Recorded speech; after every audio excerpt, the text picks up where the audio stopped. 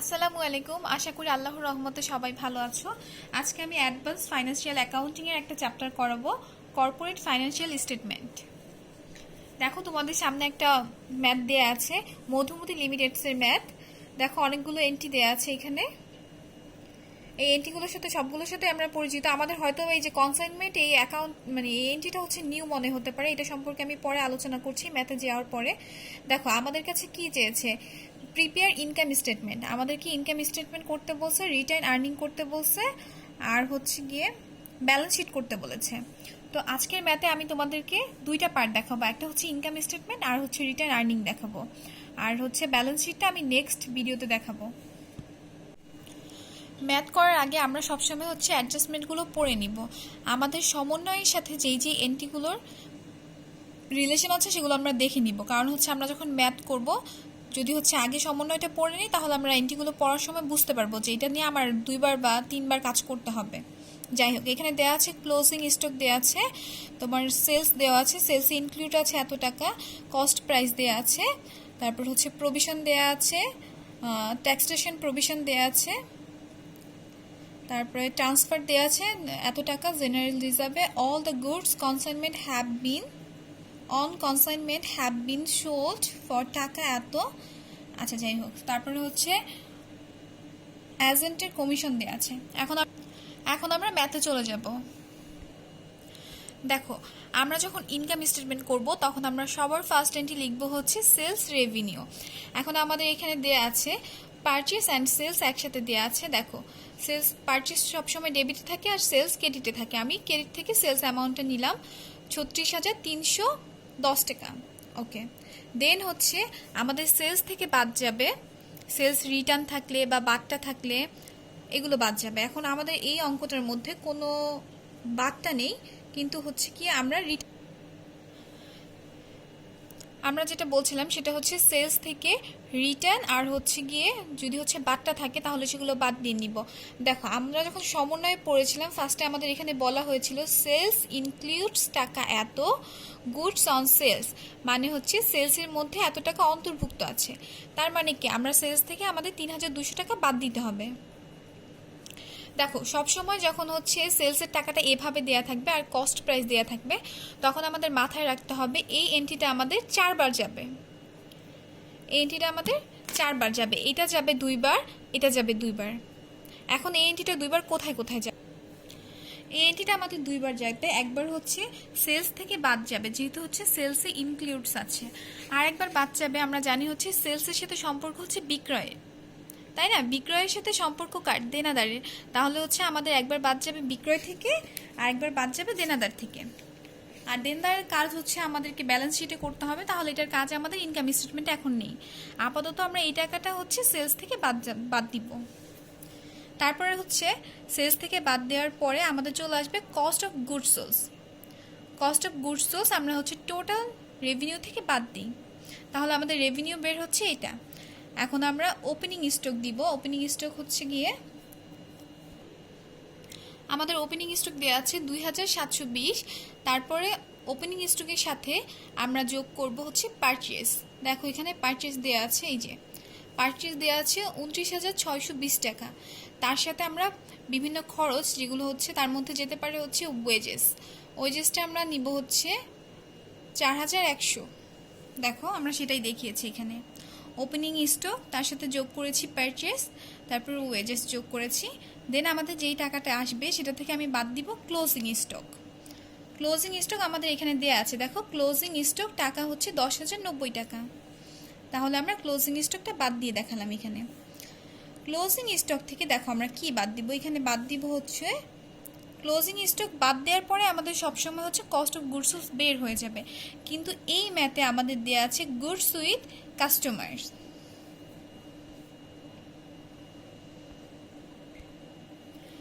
এই অঙ্কে আমাদের দেয়া আছে গুডস উইথ কাস্টমার। এই টাকাটা আমরা কোথায় পেলাম? দেখো আমাদের সমন্বয়ে বলেছিলাম না এই এন্ট্রিটা আমাদের 2বার যাবে, আর হচ্ছে 2500 এই যে কস্ট প্রাইস যেটা দেয়া থাকবে সেটা আমাদের 2বার যাবে।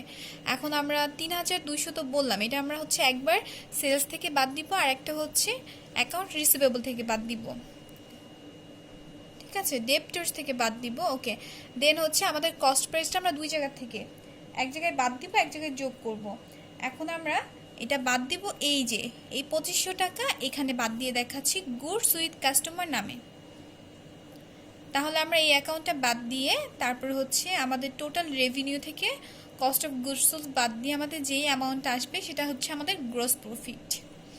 দেখো, গ্রস প্রফিটের পরে আমরা আরও একটা অ্যাকাউন্ট নিয়ে এসেছি। এটা হচ্ছে আমাদের জন্য নিউ একটা অ্যাকাউন্টস, এন্ট্রিটা হচ্ছে গিয়ে, দেখো আমাদের এইখানে একটা এন্ট্রি, যেটা আমি ফার্স্টেই বলেছিলাম, কনসাইনমেন্ট অ্যাকাউন্টটা আমাদের জন্য, মানে এন্ট্রিটা আমাদের জন্য নতুন হতে পারে।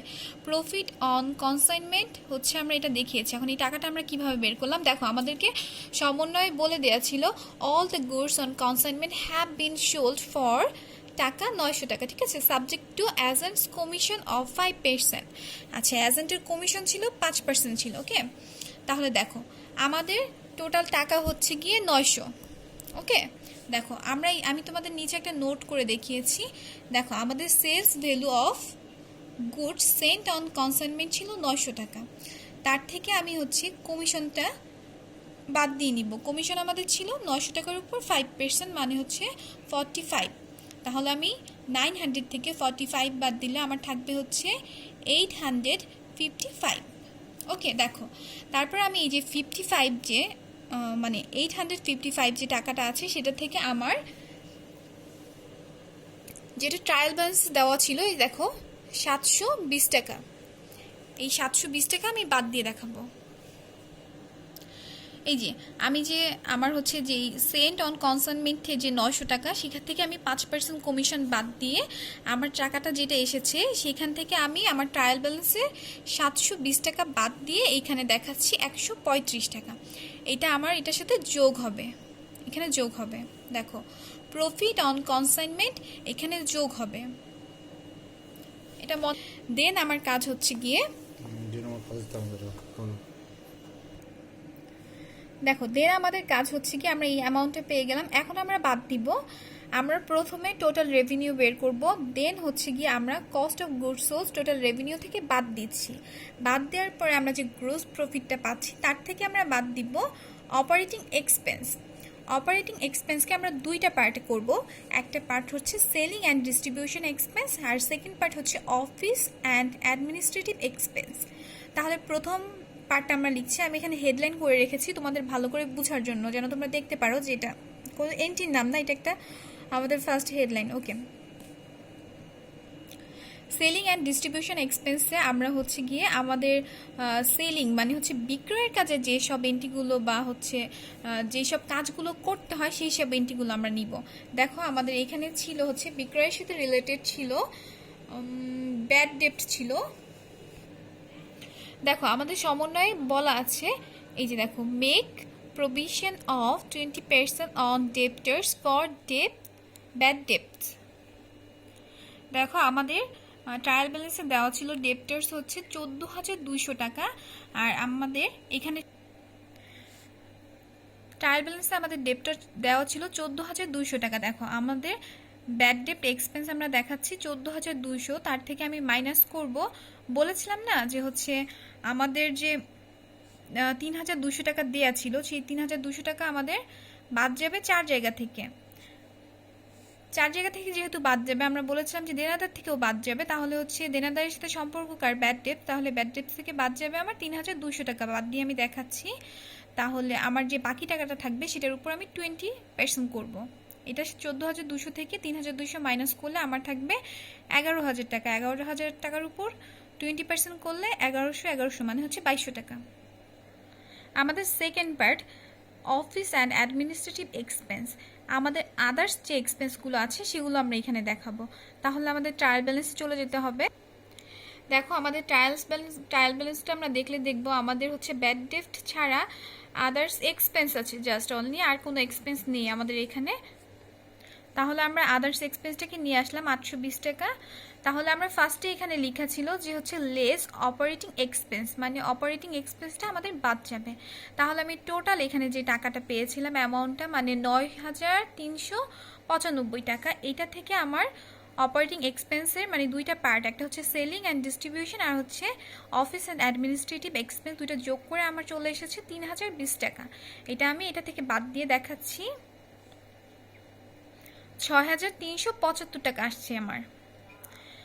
দেন আমি করব হচ্ছে গিয়ে, আমি আরও দুইটা পার্ট আছে আমাদের, একটা হচ্ছে নন অপারেটিং ইনকাম আর একটা হচ্ছে নন অপারেটিং এক্সপেন্স। নন অপারেটিং ইনকাম আমরা যোগ করি আর নন অপারেটিং এক্সপেন্স আমরা হচ্ছে মাইনাস করে দেখাই। তাহলে হচ্ছে আমাদের দেখি ট্রায়াল ব্যালেন্স চলে যাই। ট্রায়াল ব্যালেন্স আমাদের দেওয়া আছে ইনভেস্টমেন্ট ইনকাম, মানে বিনিয়োগ থেকে আয় হয় আমাদের 620 টাকা। তাহলে আমাদের নন অপারেটিং ইনকাম আছে শুধু এই একটাই আছে। দেন আমরা এক্সপেন্সটা খুঁজে নিই। নন অপারেটিং এক্সপেন্স আছে আমাদের, ম্যাথে কোনো নন অপারেটিং এক্সপেন্স নেই, তাহলে আমরা একটা ইনকাম নিয়েই কাজ করব শুধু। এখানে আসুন,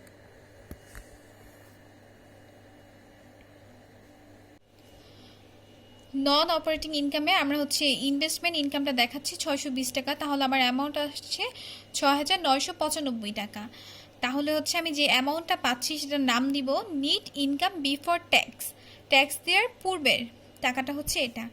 দেন হচ্ছে ট্যাক্সটা বাদ দিয়ে নিব। দেখো আমরা ট্যাক্স বাদ দিয়েছি 10,000 যোগ হচ্ছে 5,000 করে 15,000 টাকা বাদ দিয়েছি। এখন 15,000 কোথায় পেলাম? ট্রায়াল ব্যালেন্সে ট্যাক্স দেওয়া আছে, ট্যাক্সেশন দেওয়া আছে 10,000 টাকা। আর হচ্ছে কি আমাদের অ্যাডজাস্টমেন্টে বলে দেওয়া আছে যে হচ্ছে taxation provision is to be increased by টাকা হচ্ছে 5,000। তাহলে আমাদের 5,000 টাকা বৃদ্ধি পেয়েছে, আগে ছিল 10,000 টাকা, আর যদি 5,000 টাকা বৃদ্ধি পায় তাহলে আমাদের টোটাল হচ্ছে 15,000 টাকা। আমরা এই যে এই 15,000 টাকা এখানে বাদ দিয়ে দেখাচ্ছি। তাহলে আমাদের ব্যালেন্সটা আসতেছে হচ্ছে, যেহেতু এটা মাইনাস ফিগার আর হচ্ছে প্লাস ফিগার, তাহলে আমাদের আসছে 8,005 টাকা মাইনাস। তাহলে আমাদের লাভ হচ্ছে না, লস হচ্ছে, নিট লস আফটার ট্যাক্স। ওকে, আমরা এখন সেকেন্ড পার্টে চলে এসেছি। মধুমতি লিমিটেডের আমাদের ফার্স্টে কিন্তু এগুলো সবসময় লিখে নিতে হবে, এটার উপর মার্ক অনেক ভ্যারি করে। সেটা হচ্ছে গিয়ে মধুমতি লিমিটেডটা লিখে নিলাম, তারপর হচ্ছে রিটার্ন আর্নিং স্টেটমেন্ট ফর তার ডেটটা লিখে নিলাম। রিটার্ন আর্নিংয়ের যে ব্যালেন্স বিডিটা আছে সেটা আমরা ফার্স্টে লিখব। দেন হচ্ছে গিয়ে আমরা ট্যাক্স আমাদের যেটা ছিল, এটা আমাদের ট্রায়াল ব্যালেন্সে ছিল যে 10,000 টাকা, সেটা থেকে আমি ট্যাক্স পেইড এক্সপেন্স যেটা 4,000 টাকা বাদ দিয়ে দেখাচ্ছি 6,000 টাকা। তাহলে আমার ট্যাক্স আমার হচ্ছে টোটাল ব্যালেন্স হচ্ছে গিয়ে 12,050 টাকা। 12,050 টাকা থেকে আমি হচ্ছে কারেন্ট ইয়ারের যে প্রফিটটা আসবে সেটা আমি যোগ করে নিব। দেখো আমি এখানে প্রফিটটা যোগ করছি, কিন্তু যেহেতু আমার প্রফিট হয়নি, লস হয়েছে, এর জন্য আমার ফিগারটা মাইনাস চলে আসছে। তাহলে আমি 12,050 থেকে 8,005 টাকা মাইনাস করলে আমার থাকছে 4,045 টাকা। দেন হচ্ছে প্রপোজ ডিভিডেন্ডের টাকাটা কোথায় পেলাম? এখানে অ্যাডজাস্টমেন্টে দেওয়া আছে প্রপোজ ডিভিডেন্ড হচ্ছে 10%। আমাদের টোটাল শেয়ার দেওয়া আছে 3,000 শেয়ার, 10 টাকা করে 30,000। এখন আমরা প্রপোজ ডিভিডেন্ডটা ধরবো এই টাকাটার উপর, শেয়ারের যে টাকাটা আছে 30,000-এর উপর 10% ধরলে হচ্ছে আমাদের 3,000 টাকা। তাহলে আমার টোটাল শেয়ার হচ্ছে 30,000, তার থেকে হচ্ছে আমি বাদ দিচ্ছি 10% ধরে নিচ্ছি তার উপরে, তাহলে আমার 3,000 আসছে। এখন আমার 4,045 থেকে আমি 3,000 বাদ দিলে আমার 1,045 থাকছে। তাহলে আমার যে লাস্ট ব্যালেন্সটা আসতেছে এটাকে আমি দেখিয়ে দিব। এখানে আমি যেমন লিখেছি রিটার্ন আর্নিং তেমন দেখাবো।